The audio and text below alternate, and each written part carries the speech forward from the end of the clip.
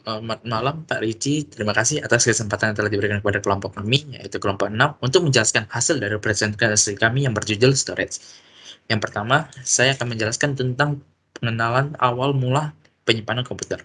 Pada awalnya, komputer menggunakan sistem penyimpanan persisten yang sangat mendasar berdasarkan kartu berlubang atau pita kertas. Setiap kali komputer dihidupkan, instruksi dimuat di memori utama dieksekusi dengan membalik sirkular fisik secara manual. Selanjutnya, saya akan menjelaskan tentang blok yang mendirikan blok-blok penyusun penyimpanan yang terbagi menjadi dua jenis, yaitu disk. Disk terbagi lagi menjadi dua jenis, yaitu hard disk mekanik atau HDD dan disk SSD atau solid state drive. Selanjutnya, blok pendukung storage yaitu tape.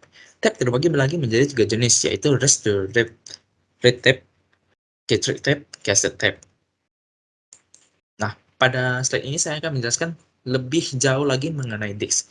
Disk terdiri menjadi 4, yaitu yang pertama menjadi command sets.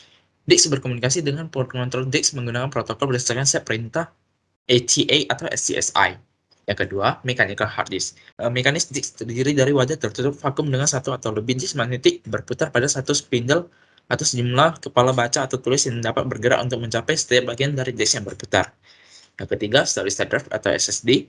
Solid state drive adalah disk yang tidak memiliki bagian yang bergerak dan didasarkan pada teknologi flash. Teknologi flash adalah memori berbasis semikonduktor yang menyimpan informasinya saat dimatikan. Yang keempat, kapasitas disk menurut hukum Craider. Sejak pengenalan disk drive pertama, ukuran disk fisik menyusut dan kapasitas disk meningkat setiap tahunnya. Yang menurut hukum Craider, rata-rata satu disk drive pada tahun 2025 akan menampung lebih dari 20.000 terabyte data. Selanjutnya saya akan menjelaskan lebih mengenai tape yang terdiri dari dua jenis, yaitu tape library dan virtual tape library. Tape library adalah sebuah tape drive yang dapat menangani satu tape pada satu waktu, dan tape harus diubah bila lebih atau data lain yang diperlukan. Sedangkan virtual tape library adalah sebuah perpustakaan tape virtual yang menggunakan suatu disk untuk menyimpan cadangan. Virtual tape library terdiri dari alat atau server dan perangkat lunak yang mengimplementasi perangkat dan format data tradisional. Controllers merupakan blok yang menghubungkan disk atau kaset ke server yang biasa diimplementasikan sebagai papan ekspansi PCI.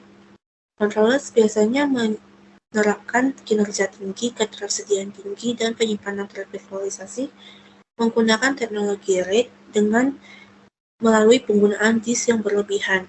Controllers memvirtualisasikan semua disk fisik yang terhubung dengannya dengan menghadirkan satu atau lebih disk virtual yang disebut dengan logical unit numbers.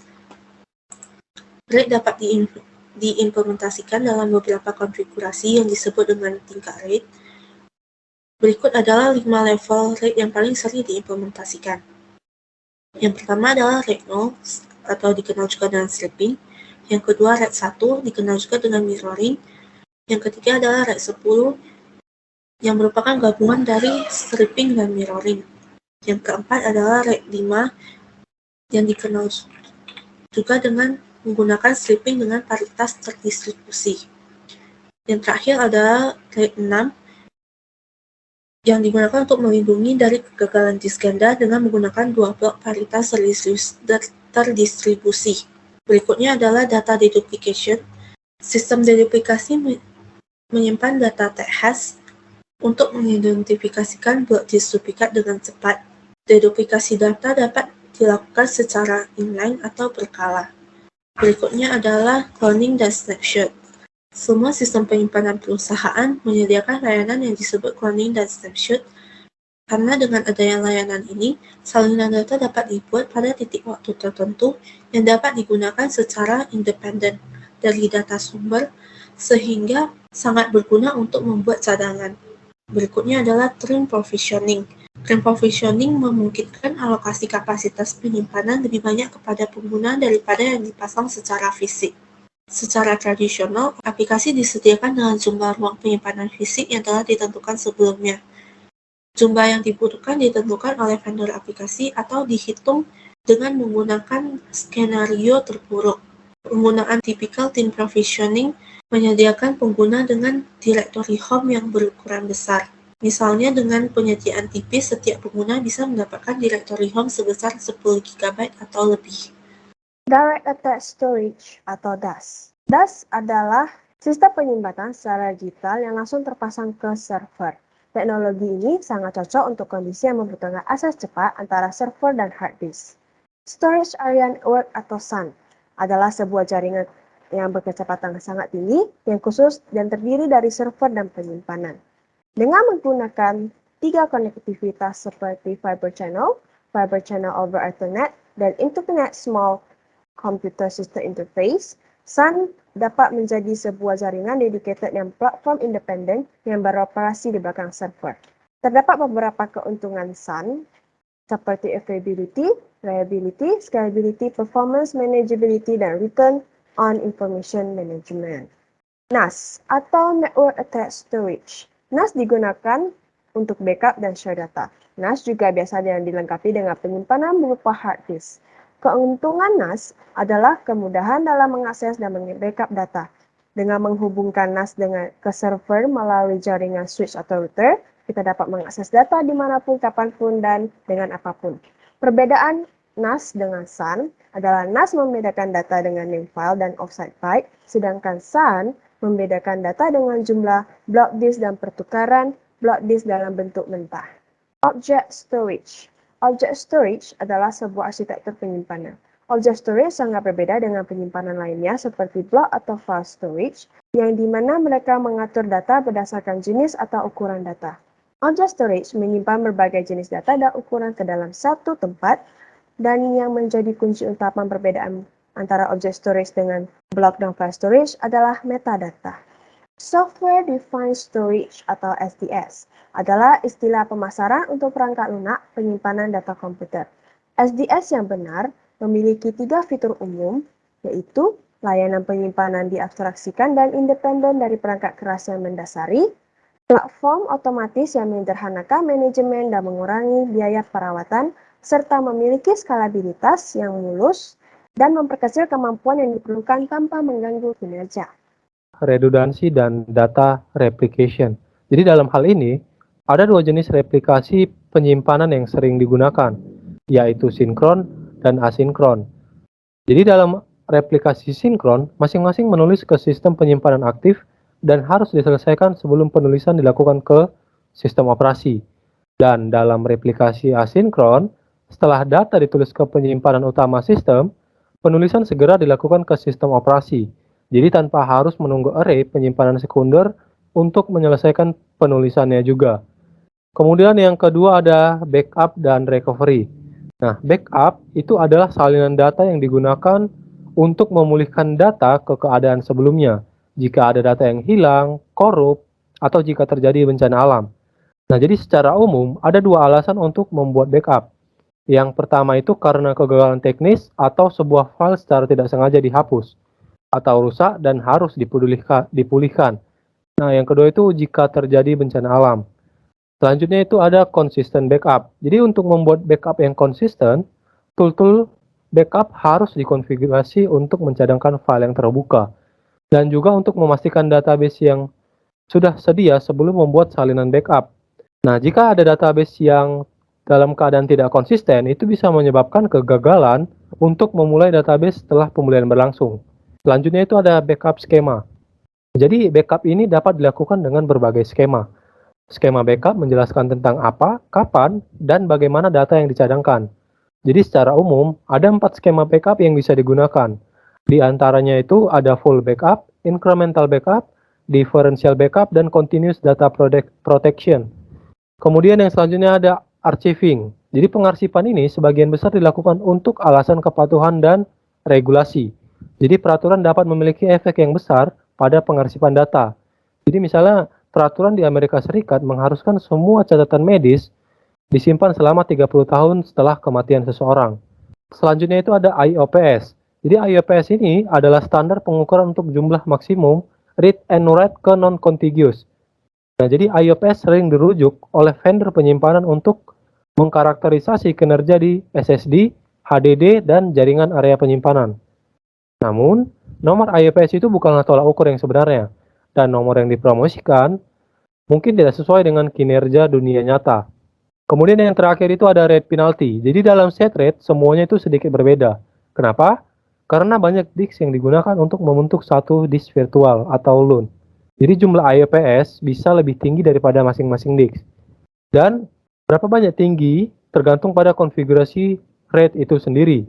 Menulis data pada beberapa disk juga menyebabkan beberapa penundaan. Dan penundaan ini dikenal sebagai RAID penalty. Nah, untuk performance storage sendiri juga dipengaruhi oleh kecepatan interface dan memproses data dari disk dan ke sistem. Berikut ada beberapa contoh interface, ada IDE, SATA, SCSI, SAS, dan FC. Nah, untuk performance storage dikatakan optimal apabila pengiriman data itu lebih cepat daripada saat disk membaca data dan interface busnya tidak dibagi penggunaannya. Contohnya pada penggunaan fiber channel, mereka menggunakan topologi switch, jadi kontrol mereka sudah mempunyai penghubungan masing-masing. Nah, caching atau penyimpanan data sementara ini bisa meningkatkan kinerja itu berkali-kali lipat. Jadi caching juga ada dua tipe, ada read cache dan write cache. Read cache ini berfungsi sebagai block memori komputer sementara untuk membaca, sedangkan read cache mempunyai dua mode, yaitu write to dan write back. Write to ini gunanya menulis data ke dalam cache lalu dipindahkan ke dalam disk, sedangkan write back ini dia sudah dinyatakan tersimpan saat data berada di dalam cache. Dan biasanya write cache ini mempunyai baterai berfungsi sebagai daya untuk memindahkan data yang belum tersimpan ke dalam disk itu ke dalam cache. Banyak menggunakan flash memory untuk menghilangkan penggunaan baterai ini, tapi flash memory lebih lambat daripada RAM, sehingga banyak disk saat ini yang sudah mempunyai UPS sendiri sebagai daya untuk memindahkan data ke dalam disk saat terjadi mati daya. Dan penggunaan tipe cache ini juga tergantung pada kebutuhan masing-masing. Selanjutnya ada storage tiering, ini gunanya untuk membuat jenjang hierarki media penyimpanan berdasarkan biaya penyimpanan yang dibutuhkan dan ketersediaan. Dan ada namanya juga hierarchical storage management, ini gunanya untuk mengkompres data-data yang jarang digunakan itu ke dalam disk yang lebih lambat. Dan ada yang namanya juga Information Life Management atau ILM yang fungsinya untuk mengatur data itu dari awal pembuatan hingga saat data itu dihapus dan memetakan data itu ke media penyimpanan sesuai berdasarkan kebijakan sebuah organisasi. Dan type storage ini secara dasar itu mirip dengan ILM dan HSM, tapi type storage itu lebih berfokus kepada penggunaan data dan ketersediaan hardware-nya. Nah, biasanya terdapat 4 hingga 5 tingkatan dalam penggunaan type storage, dan semakin banyak tingkatan yang digunakan, maka semakin banyak biaya dan usaha yang dibutuhkan. Dan keterbatasannya itu biasanya kesulitan untuk menentukan media penyimpanan sesuai untuk data, dan biasanya itu disesuaikan dengan kebijakan perusahaan.